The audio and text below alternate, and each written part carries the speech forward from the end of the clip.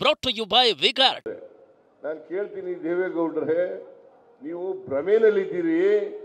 ಕಾಂಗ್ರೆಸ್ ಸರ್ಕಾರ 5 ವರ್ಷಗಳ ಪೂರ್ಣಾವಧಿಯನ್ನು ಮುಗಿಸ್ತದೆ, ಮತ್ತೆ ನಾವು ಕೊಟ್ಟಿರ್ತಕ್ಕಂಥ ಗ್ಯಾರಂಟಿಗಳನ್ನು ಈಡೇರಿಸ್ತೇವೆ ಅಂತಕ್ಕಂಥ ಮಾತುಗಳನ್ನು ಹೇಳಲಿಕ್ಕೆ ಬಯಸ್ತಾ ಇದ್ದೇನೆ.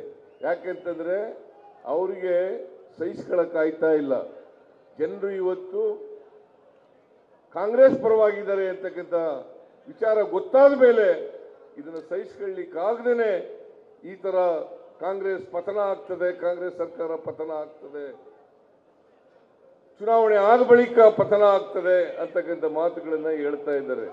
ನಾನು ಹೇಳ್ತೀನಿ, ಇದು ಅವರ ಭ್ರಮೆ, ಇದು ಅವರ ಭ್ರಮೆ. ಇನ್ನೂ ಒಂದು ಮಾತುಗಳನ್ನ ಹೇಳ್ತಾರೆ ದೇವೇಗೌಡರು. ಬಹಳ ಇತ್ತೀಚಿನ ದಿನಗಳಲ್ಲಿ ಬಹಳ ಕೋಪಿಸ್ಕೊಳ್ತಾರೆ.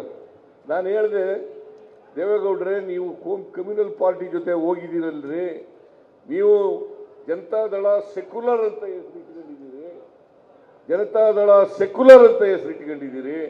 ಆ ಜನತಾದಳ ಸೆಕ್ಯುಲರ್ ಅನ್ನೋ ಪದಕ್ಕೇನೆ ಅವಮಾನ ಆಗ್ತದೆ. ಅದನ್ನು ತೆಗೆದಾಕ್ಬಿಟ್ರಿ, ಸೆಕ್ಯುಲರ್ ಅನ್ನೋ ಪದನ ತೆಗೆದಾಕ್ಬಿಟ್ಟು ಬರೀ ಜನತಾದಳ ಅಂತ ಇಟ್ಕೊಳ್ರಿ ಅಂತ ಹೇಳಿದೆ. ಅದಕ್ಕೆ ದೇವೇಗೌಡರು ಏನು ಹೇಳ್ತಾರೆ, ಸಿದ್ದರಾಮಯ್ಯನಿಗೆ ಗರ್ವ ಬಂದಿದೆ, ಸಿದ್ದರಾಮಯ್ಯನಿಗೆ ಗರ್ವ ಬಂದಿದೆ, ಸಿದ್ದರಾಮಯ್ಯನವರ ಗರ್ವ ಭಂಗ ಮಾಡ್ತಕ್ಕಂಥ ಕೆಲಸವನ್ನ ಮಾಡ್ತೇವೆ ಅಂತಕ್ಕಂಥ ಮಾತನ್ನ ಹೇಳಿದ್ದಾರೆ. ನಾನು ಹೇಳ್ತೀನಿ, ದೇವೇಗೌಡರು ಭಾರತೀಯ ಜನತಾ ಪಕ್ಷದವರು ಏನೇ ಹೇಳಿದ್ರು ಕೂಡ ಈ ಸಾರಿ ಕರ್ನಾಟಕದ ಜನ ಕಾಂಗ್ರೆಸ್ ಪಕ್ಷವನ್ನ ಕೈ ಹಿಡಿತಾರೆ, ಆಶೀರ್ವಾದ ಮಾಡ್ತಾರೆ ಅಂತಕ್ಕಂಥ ನಂಬಿಕೆ, ವಿಶ್ವಾಸ ನನಗಿದೆ ಅಂತಕ್ಕಂಥ ಮಾತುಗಳನ್ನ ಹೇಳಲಿಕ್ಕೆ ಬಯಸ್ತಾ ಇದ್ದೇನೆ. ಕಾರಣ ಯಾಕಪ್ಪ ಅಂತಂದ್ರೆ, ಕಾಂಗ್ರೆಸ್ ಪಕ್ಷ ನುಡಿದಂತೆ ನಡೆದಿರ್ತಕ್ಕಂಥ ಪಕ್ಷ, ನುಡಿದಂತೆ ನಡೆದಿರ್ತಕ್ಕಂಥ ಪಕ್ಷ. ಯಾವತ್ತೂ ಕೂಡ ಕೊಟ್ಟ ಭರವಸೆಗಳನ್ನ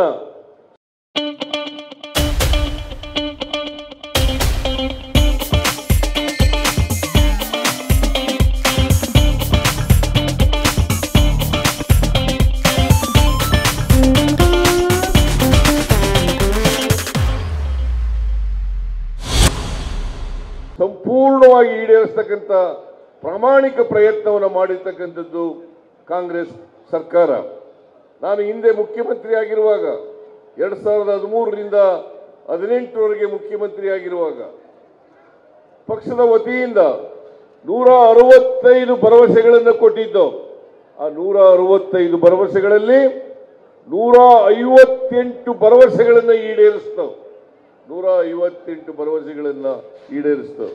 ಇದೇ ಬಿಜೆಪಿಯವರು 2018ರಲ್ಲಿ 600 ಭರವಸೆಗಳನ್ನು ಕೊಟ್ಟಿದ್ರು. 600 ಭರವಸೆಗಳಲ್ಲಿ 60 ಭರವಸೆಗಳನ್ನು ಕೂಡ ಈಡೇರಿಸಲಿಕ್ಕೆ ಸಾಧ್ಯ ಆಗಲಿಲ್ಲ. ಅದರಿಂದ ಅವರು ಕೊಟ್ಟ ಮಾತಿನಂತೆ ನಡ್ಕೊಳ್ಳದೆ ಕರ್ನಾಟಕದ ಜನರಿಗೆ ದ್ರೋಹ ಮಾಡಿರ್ತಕ್ಕಂಥ ಪಕ್ಷ ಯಾವುದಾದ್ರೂ ಇದ್ರೆ ಅದು ಭಾರತೀಯ ಜನತಾ ಪಕ್ಷ ಅಂತಕ್ಕಂಥದನ್ನ ಹೇಳಲಿಕ್ಕೆ ಬಯಸ್ತಾ ಇದ್ದೇನೆ. ಮತ್ತೆ ಈ ಬಾರಿನೂ ಕೂಡ 2023ರ ವಿಧಾನಸಭಾ ಚುನಾವಣೆಯಲ್ಲಿ ಅನೇಕ ಭರವಸೆಗಳನ್ನು ಕೊಟ್ಟಿದ್ದು. ನಾನು 2 ಬಜೆಟ್ಗಳನ್ನು ಮುಖ್ಯಮಂತ್ರಿ ಆದಮೇಲೆ ಈ ಸಾರಿ 2 ಬಜೆಟ್ಗಳನ್ನು ಮಂಡಿಸಿದ್ದೇನೆ. ನಾವು ಅಧಿಕಾರಕ್ಕೆ ಬಂದದ್ದು ಮೇ 20ನೇ ತಾರೀಕು. ಮೇ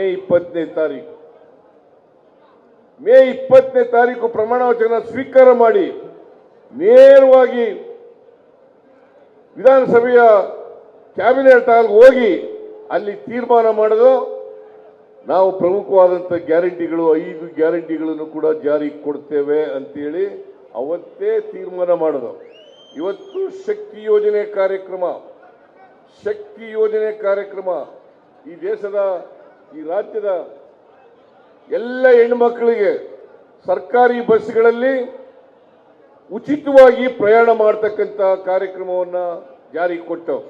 ಅದು ಜೂನ್ 11ನೇ ತಾರೀಕು. ಮೇ 20ಕ್ಕೆ ನಾವು ಅಧಿಕಾರಕ್ಕೆ ಬಂದು ಜೂನ್ 20ಕ್ಕೆ ನಾವು ಈ ಕಾರ್ಯಕ್ರಮವನ್ನು ಜಾರಿಗೆ ತಗೊಬಂದು, ಅದ್ರ ಜೊತೆಗೆ ಜುಲೈ ತಿಂಗಳಲ್ಲಿ ಅನ್ನಭಾಗ್ಯ ಕಾರ್ಯಕ್ರಮವನ್ನು ಜಾರಿಗೆ ಕೊಟ್ಟು, ಜೊತೆಗೆ ಗೃಹ ಜ್ಯೋತಿ ಕಾರ್ಯಕ್ರಮವನ್ನು ಕೂಡ ಜಾರಿಗೆ ಕೊಟ್ಟು, ಗುಲ್ಬರ್ಗಾದಲ್ಲಿ ಗೃಹ ಜ್ಯೋತಿ ಕಾರ್ಯಕ್ರಮವನ್ನು ಜಾರಿ ಕೊಡ್ತಕ್ಕಂಥ ತೀರ್ಮಾನವನ್ನು ಮಾಡಿ ಅವತ್ತು ಕಾರ್ಯಕ್ರಮಕ್ಕೆ ಚಾಲನೆಯನ್ನು ಕೊಟ್ಟು, ಹಾಗೆಯೇ ಅನ್ನಭಾಗ್ಯ ಕಾರ್ಯಕ್ರಮ ಜುಲೈ ತಿಂಗಳಲ್ಲೇ ಇದಕ್ಕೂ ಕೂಡ ಚಾಲನೆಯನ್ನು ಕೊಡ್ತಕ್ಕಂಥ ಕೆಲಸವನ್ನು ಮಾಡೋದು. Brought to you by Vigard.